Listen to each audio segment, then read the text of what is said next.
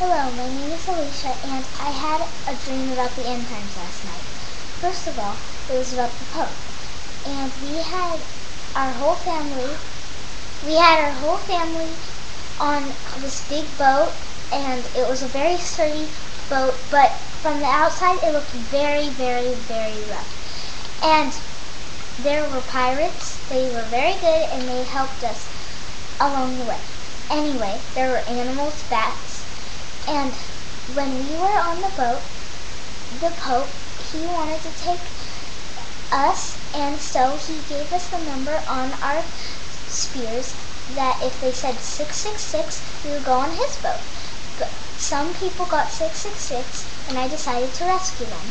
So we went on the boat, and I saw the people that were suffering, and the people threw the Pope into the water, and he had too many clothes on that he was drowning.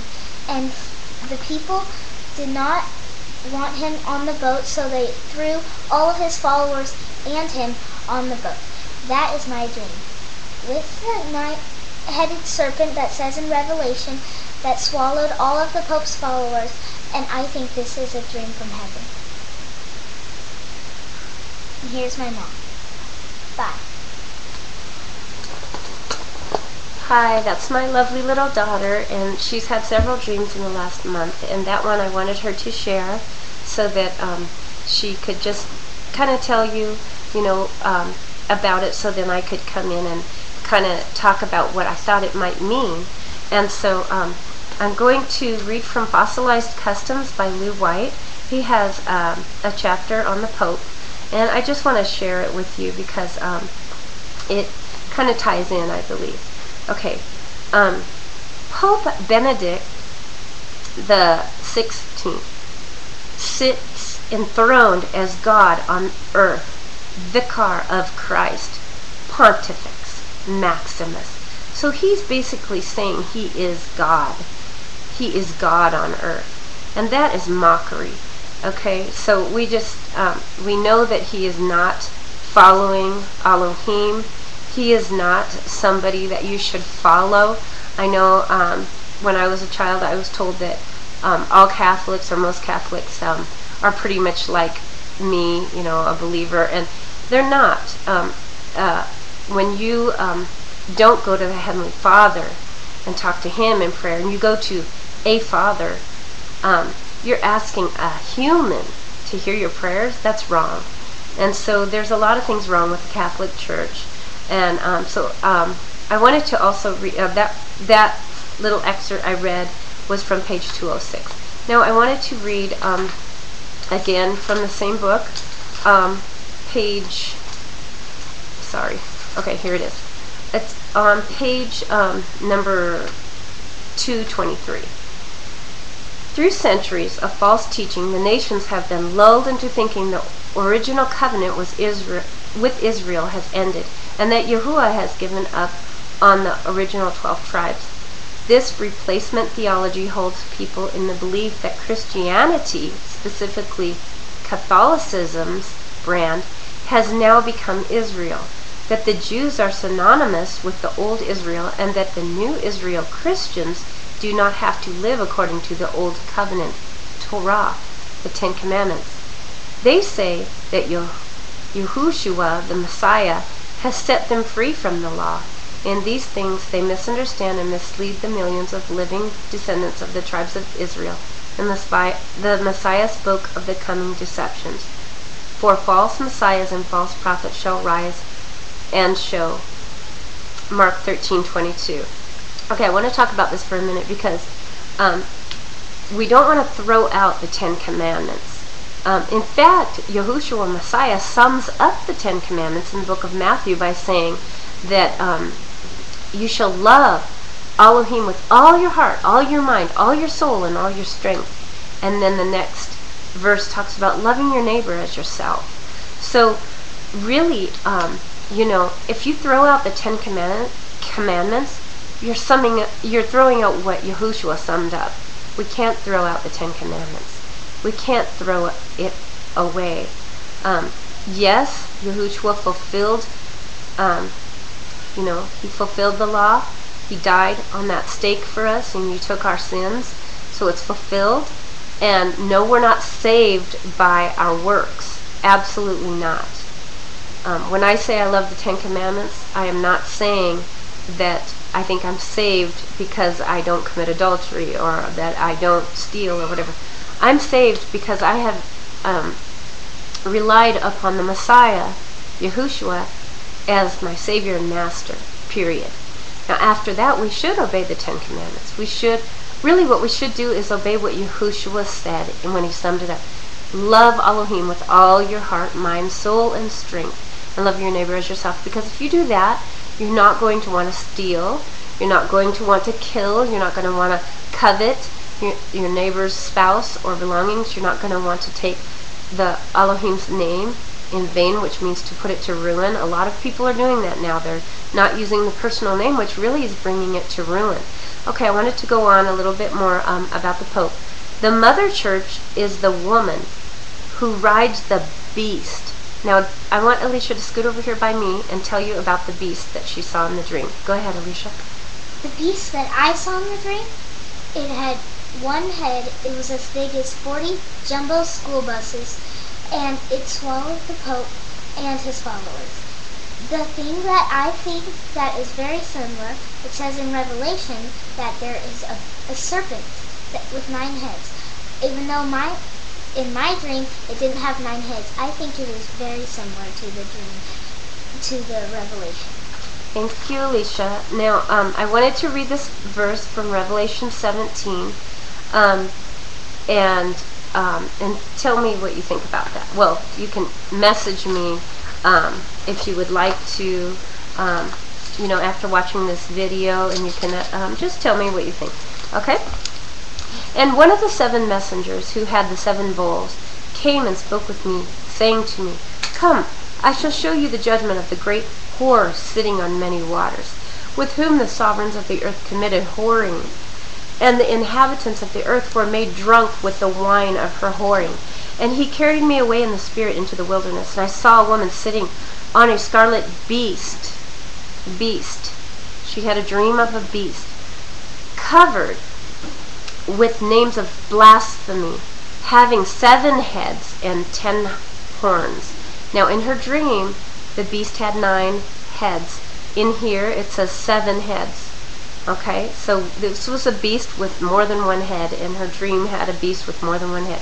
And the woman was dressed in purple and scarlet, and adorned with gold and precious stones and pearls, holding in her hand a golden cup filled with abominations, and the filthiness of her whoring. And upon her forehead a name written, A Secret, Babel the Great, the mother of the whores, and the abominations of the earth. And I saw the woman drunk with the blood of the set-apart ones, and with the blood of the witnesses of Yahushua. And having seen her, I marveled greatly. And I greatly marveled. And the messenger said to me, Why did you marvel? Let me explain to you. The secret of the woman and of the beast she rides, which has the 7 heads and the 10 horns. The beast that you saw was and is not and is about to come up out of the pit of the deep and goes to destruction. Elysja, tell me what happened to the Pope again. What happened to him? He got swallowed because he couldn't swim, because he had all of his robes and garments and things like the necklaces and his hat and stuff. Well, what I think that means is that he's going to protect all of the believers. Who's going to protect? Yahushua. Yes. Okay. So I agree with Elysja on that. Now, it doesn't mean that there won't be beheading, because we know the word says there will be beheading of some people. But I want to read a verse to you about those who guard the word, because when we guard the word, we have a promise. And a lot of people don't know this is even in here, but I want to read it to you because it's important to know that this promise, in my opinion. Okay? Okay, wait, where is it? I'm sorry, I should have been a little bit more organized. We'll come back to the verse in a second. I want to read. So basically in her dream, she said that the Pope could not swim. He couldn't swim because he had all these garments he had this robe and he had this hat and all this, and he couldn't swim. And so, it's symbolic of what we just read in Revelation. Okay, so it says here, the system of or beast deceives the nations with a false method of salvation through contrived sacraments, which they teach imparts grace to the common people through their priesthood hierarchy. The eternal covenant is said to be annulled or superseded, and they celebrate the death of Yahushua HaMashiach. That means the Messiah, Yahushua, who died for us on the tree and rose again. Elohim raised him from the dead 3 days later. He ascended back to heaven after appearing to people. Each time one of their deceived priestcraft officiates at a mass. Okay, so I wanted to bring this up because they think that through these sacraments you're saved. But Ephesians 2:8-9 says that, for by grace are you saved through faith. This is not of yourself. It is a gift of Elohim, lest any man should boast.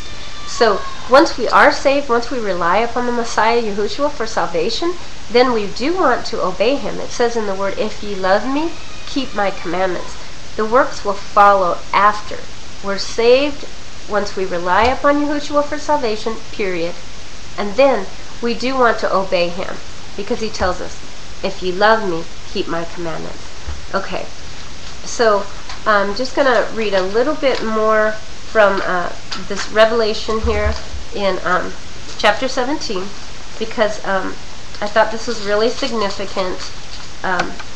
She had this dream last night, and I just think this chapter really ties in. Okay, and I saw the woman drunk with the blood of the set-apart ones and with the blood of the witnesses of Yahushua. And having seen her, I marveled greatly, And the messenger said to me, why did you marvel? Let me explain to you the secret of the woman and of the beast she rides, which has the 7 heads and the 10 horns. The beast that you saw was and is not, and is about to come up out of the pit of the deep, and goes to destruction. Now, Elysja, come over here and tell the viewers about the destruction that happened. What happened? Well, really, there wasn't really any killing except for the Pope and followers. There wasn't really any destruction.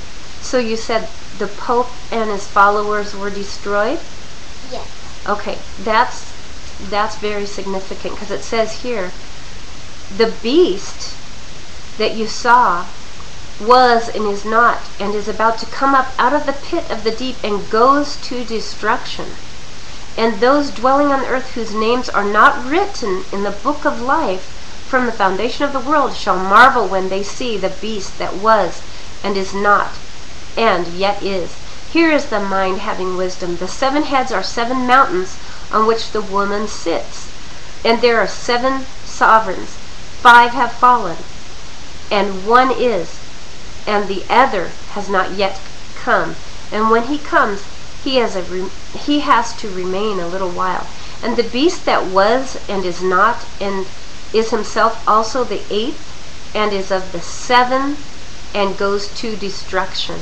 And the 10 horns which you saw are 10 sovereigns, who have not yet received a reign, but received authority as sovereigns with the beast for 1 hour. They have one mind, and they shall give their power and authority to the beast. They shall fight with the Lamb, and the Lamb shall overcome them, for he is master of masters and sovereign of sovereigns. Elysja, again, tell me, what happened to the people who had the spear? Explain the whole thing about the spear. Real loud. The spear,